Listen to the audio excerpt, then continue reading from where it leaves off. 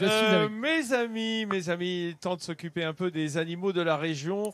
Alors c'est une biche picarde qui va nous présenter les moutons berrichons et les brebis solognottes. Exactement Vincent, là on a voulu être complètement local avec Louis-Xavier. Louis-Xavier qui est un jeune éleveur de 26 ans qui s'est installé l'an dernier, donc c'est vraiment tout récent. Et Louis-Xavier, tu as choisi de t'installer avec des races vraiment locales. Pourquoi cette volonté ?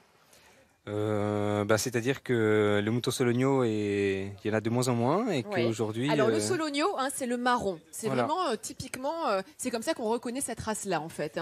Oui, c'est un animal assez particulier parce qu'il est relativement rustique. C'est une race Oui. qui n'est pas une race à viande, donc on a un petit peu délaissé ces quelques dernières années. Donc à aujourd'hui, il n'y a plus que 5000 animaux en France. Oui. Donc on essaye Et toi, ton travail justement, c'est un travail de génétique et puis de pouvoir fournir des reproducteurs à des gens qui voudraient se lancer dans l'élevage de cette race. Voilà, exactement. C'est un petit peu un travail de sélection. Donc l'objectif est de vendre des reproducteurs.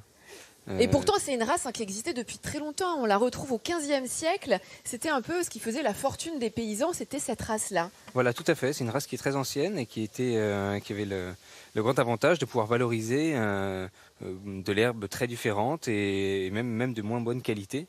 Oui, ce qu'on appelle les fourrages grossiers, en fait, c'est ça ? Voilà, même en bordure de sous-bois, etc. C'est des animaux qui réussissent à manger. Et une des spécificités aussi de la solognotte, donc de la marron, de la brebis marron, c'est qu'elle est adaptée à la Sologne, donc c'est une brebis qui résiste bien à l'humidité finalement. Voilà, tout à fait. C'est aussi un petit peu pour cela que maintenant, de plus en plus, ils sont utilisés pour faire de l'entretien d'espaces verts. Ce qu'on appelle, les amis, l'éco-pâturage, quand même. Vous vous souvenez, je vous l'ai déjà présenté à plusieurs reprises. Et dis-moi, Louis-Xavier, là, on voit qu'elle a la tête marron, mais bon, elle a été tondue. La laine n'est plus marron sur le corps. Ça, c'est caractéristique aussi de cette race-là ? Oui. Et on voit un petit peu sur l'agneau il devient plus clair. D'accord, il s'éclaircit au fur et à mesure. Voilà. Donc, au fur et à mesure donc là, il a 3 mois. Oui. Et il va bientôt devenir. Donc ça, c'est une petite agnelle. Et petit à petit, elle va avoir un pelage qui va donc elle va garder la tête très brune. Très brune, comme ça. Avec le cou aussi. D'accord. Et alors là, le second que l'on a ici, c'est l'autre race vraiment typiquement locale, c'est le berrichon du Cher. Oui. On voit tout de suite, quand vous les regardez de haut, on voit tout de suite la différence au niveau de la conformation. Et vous imaginez bien qu'avec une conformation comme celle-ci, on est sur une race à viande, Louis-Xavier. Voilà, tout à fait. Donc c'est l'essentiel de mon activité. J'ai beaucoup plus de berrichons du Cher. Oui.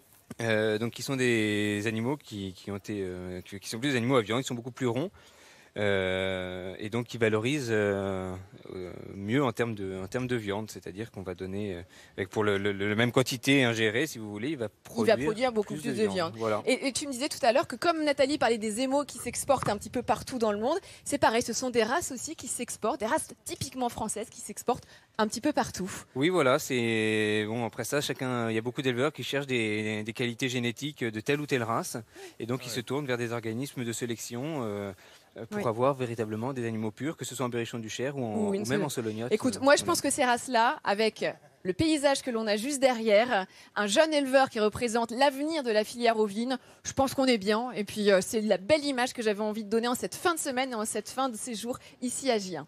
Tu as bien raison, Hélène, et on t'en remercie. Et on remercie monsieur pour son formidable travail.